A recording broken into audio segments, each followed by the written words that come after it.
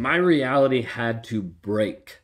Like there had to be a shift in the frame of reality that I was viewing in order for there to be any change. In order for there to be any transformation in my life, it had to be broken of understanding that the current reality I was looking at wasn't true at all. If you guys are new here, my name is Ben Taylor. I'm a self-aware narcissist on this channel to provide awareness about narcissistic abuse. I'm the founder of Raw Motivations, the creator of the NARC app, and your guide in the 45-day Clarity Challenge. You can access that claritychallenge.net. One of the things we try to do here at Raw Motivations is help educate you about narcissistic abuse, but then also empower you to break free, to be able to move through the trauma bond, to be able to move through the rumination, to get to a place where you know who you are, you know the direction you're going, and you're able to step up and live in power and certainty of who you actually are called to be. This is what we do inside the Clarity Challenge, backed up with the Warrior app, with the stacking, with the core 4 tools that we have to help you build healthy habits, rewire the story you're telling yourself, and continue to move forward in your growth, in your healing, in your change, and in your development. So when we talk about this aspect of becoming aware, one of the popular questions is like, how did you become aware? What happened? Like all these different things. And it's a hard balance because probably 50% of the time people are like, I need to know how you became aware so that I can put my husband or my spouse in the same situation so that they become aware so that they change like you. At the end of the day, I need you to understand something first and foremost. If you're in a relationship with a narcissist or not with a narcissist, if you're in a relationship with a human being and that human being is not honest and is not willing to acknowledge that they're not honest and is not willing to be vulnerable about that honesty and is not willing to show consistent change, you need to leave. That's it. Let's just make it really simple to start off with so we can just cut to the chase so you understand. If you're watching this for this reason, you can be done watching this and you can move on to another video. Because my goal is not to give you this false hope that you can get your narcissist to change, because no one made me change. My wife didn't make me change. My kid didn't make me change. Like nothing made me change. Okay? Because it has to come from in here and it has to come from in here. For me, part of it was seeing I'm stuck in a cycle of going from person to person to person to person, and this cycle was leaving me unfulfilled, and I knew it was never going to get any better. Did I know that right away? No, not at all, which is why we kept doing it. But getting to the place of understanding that, hey, unless I change the cycle that's actually happening in my life, this is what my life will look like for the rest of my life. This is what my life will look like if I continue doing the same abusive actions. So, how do we get here? Where are we at? For me, growing up was always interacting with others, so always going back and forth. Develop this habit and this pattern of always being with other girls at the same time. Of like, let me be with this person. No, I'm not with this person. Let me be with the next person. Like there was never a gap in between. Like even when my parents would say like, hey, you should probably take some time off from dating, from interacting with other people. Never would listen. I knew better, right? Like never would listen to them. Instead, just go to the next person, go to the next person. So I got into college, same thing. Next person, next person. They're crisscrossing over. They're getting mad at each other, all these kind of stuff, okay? Then I got married. I'm like, oh, it's going to get fixed when I get married, right? I mean, that's what they say. Like you get married, everything works out. Boom. You know, that's what I saw in different marriages. That's what I saw presented to me in the Christian realm of like marriages mean you're happy, mean everything's good, and you keep moving on. It wasn't that case.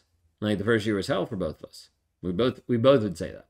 Of like understanding like, hey, adjusting to like living with someone, all this kind of stuff just wasn't our cup of tea to start off with, right?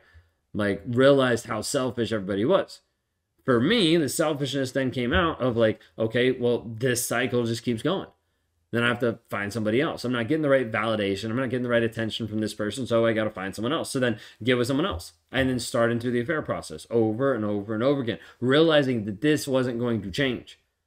Like we're talking around like the third and a half affair, like getting to the place of saying like, wonder if I'm cursed. Like I wonder if it's just part of my life that every couple of years I'm going to cheat and it's just going to keep going. Like that's how I was trying to justify it. Like that's the lies that I was telling myself, thinking like maybe this is just genetically a curse that I have, that I'm just going to be a cheater for the rest of my life. Guess I'll just have to work with it. Like that was the thought process. That's how I was trying to justify it.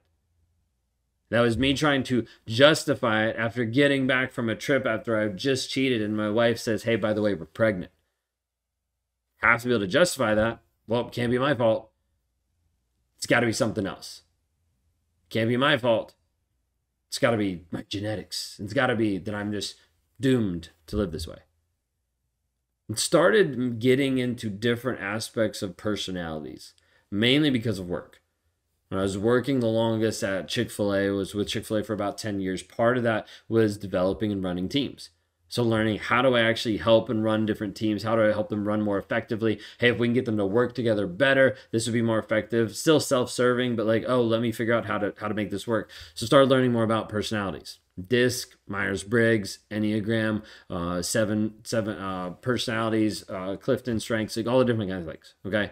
Started realizing when I did this that like I show up way differently. Like there's not really empathy there. I think it's like Clifton Strength, like the empathetic side. It's like out of like the 31 or whatever, it's like whoop, all the way down at the bottom.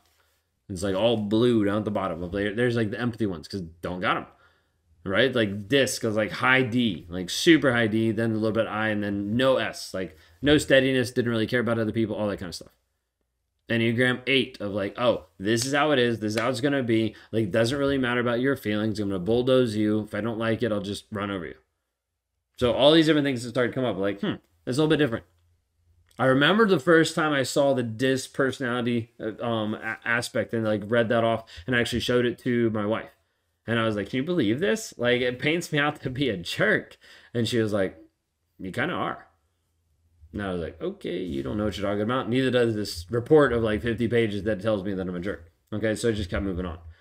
And got to the place where in that journey, I had someone recommend a book. And I was trying to be able to learn different pieces about the team dynamic. And they kind of like slipped this book in and didn't realize what it was. But it was the book Daring Greatly by Brene Brown. And when I read it, it started to expose the feelings of shame and vulnerability. And at this point, I started to realize, hey, I struggle with shame. I'd never had a word for it. I'd never put anything to it. I never thought about it. I never viewed shame as being what it actually was. And so I started to realize, like, hey, this shame is affecting me in a lot of different ways. It's making me feel bad. It's making me, respond in these ways. Didn't have a clue about narcissism. And it wasn't until I read the book for the third time that I even saw there was a chapter about narcissism. Just didn't ever connect. Had my wife at times even talk to me about other things as far as like the abusive behaviors or even bring up different narcissists. I remember there's one of the first times that I saw Lee Hammock. I was like, look at this guy. He's ridiculous. Not wanting to admit that the things that he was talking about were things that I was doing. She was like, it seems like you might relate a lot to this guy. It's like, no. And I played it down. There's one time I was standing in the kitchen. We were cleaning up after supper and I mentioned to my wife in a random moment of almost clarity of being like, I don't really know what's wrong with me. Like, I don't really care about other people. Don't really care, like, what happens to you. Don't really care about what happens at work. Don't really care about, like, people's emotions or feelings. I just don't get it. Like, I don't really care. I was like, maybe I'm a, like, sociopath or psychopath. And so we looked it up and we were like, no, I don't really see it. And then my wife was like, maybe you're a narcissist. She was like, I think you're a narcissist. And I was like, no, like I don't match up to that at all. And then I made sure to convince her and to make the conversation tense enough that she dropped it and then went and told other people. Can you believe Kayla said that I was a narcissist? Like, they're like, yeah, I can't believe it. I could see like a tiny bit, but like I can't see that in you. And I'm like, I know, right? I'm like, when you get a chance, like tell her that you don't see it.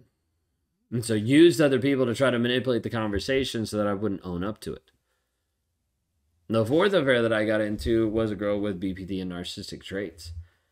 And that started to open up different eyes of like, wait a second, I might actually struggle with a piece of this because what I was seeing from her wasn't a reflection of me. That was just her. And I started to realize like what she's doing is the same stuff that I've done. The same manipulation, the same triangulating, the same cheating, the same going back and forth, pushing, pulling people back and forth to be able to keep them in the relationship. I was like, that's what I'm doing. And it didn't feel good, obviously, when I did it. And so I had to start looking into it a little bit more. My boss and my wife thought, hey, you might be dealing as a sex addict. So they sent me away to a sex addiction. When I walked away from that, there was a piece of it that was frustrating and a piece of it that was relieving. The relieving piece was like, okay, now I know I'm at least not a sex addict. Because going through it, I was like, yeah, I see where I'm at, but I don't identify with it like these people do. But then it was frustrating too at the same time and relieving of understanding when I walked away from that, I came to the conclusion and I started to realize even more and more, I'm not a sex addict. I'm a narcissist. Not a better diagnosis at that point, no. So then from there we started working into therapy. Got into EMDR therapy. That started opening up different pieces from my past that I hadn't remembered, that I hadn't thought about, and I hadn't realized still held weight in the present. Started to clear out things faster than what I thought it could. Didn't change me, but it cleared out some things. Then I moved into traditional and like regular therapy. After I went through several therapists to actually find one that could call me out or that could be honest with me. Started into that, and even was at the place sometimes of like, I don't really want this. Like, I'm doing the right thing because I need to do the right thing. And it was like all like, oh, it has to be for her, it has to be for someone else, but it wasn't for me. I was like, I'm going through the motions. I remember sitting across from my counselor and being like, one time being like, hey, I don't really want this. Like, I don't really want the marriage. I don't really want this. I just want to be out of it. I just want to be free. And she's like, okay, like, talk to me about it. And we started to dive into it even more. It wasn't until like later I started to realize that like, one, I haven't given my marriage a chance ever. Like, I'd never shown up in my marriage. It was always just like chaos and going from person to person. And so there's that piece. And then there's also a piece of understanding like, hey, the cycle that I've built for such a long period of time, like, has to be broken. Until it's broken, like, nothing's going to change. For me, all of this also stemmed on the fact of realizing the lies that I had in my life. One of the pieces that I left out in that journey was getting involved with a group called Wake Up Warrior and going through the Wake Up Warrior 30-day challenge. It's now a challenge that I actually run with several guys that have come to me being like, hey, I struggle with narcissism, or I struggle with these narcissistic traits. Can you help me? And I'm like, yeah, but you're going to get in a group and you're going to be accountable and you're going to be honest, or we'll kick you out. Because at the end of the day, we don't have time to mess with people who just pretend they want change. That's not what we're about. When I got into this group and when I started living these principles and these ways, I started realizing that my current frame of reality was screwed up. It viewed myself as being the best person ever, when in reality, I wasn't. I had lies in my life of like, oh, I am a good person. I do love my wife. I am in love with other women. Like, all these different things. And as a result, I kept living in a current reality that was completely fake and completely false. You see, until the person that you're with and until you, as a survivor, have your current frame of reality broken, there will not be change. Instead, it will be explained away. It will be minimized. It will be put to the side, and you'll continue moving forward thinking, hey, maybe this will get better. In reality, it never does. So what I want you to understand and see is, in the whole process of me growing and changing, it all hinges on the baseline premise of honesty. If you cannot have someone be honest, there will not be any change. Stop holding out for another person to change when that other person is not willing to be honest. That's it. That's all I got for today. If you have more questions, drop them down below. If you want to hear more about this, let me know. If you want to reach out sometime, if we could talk one-on-one, or if you have questions, go to rawmotivations.com, click on the one-on-ones. Would love to be able to help you move forward in your growth, in your change, and in your development. You have a blessed day.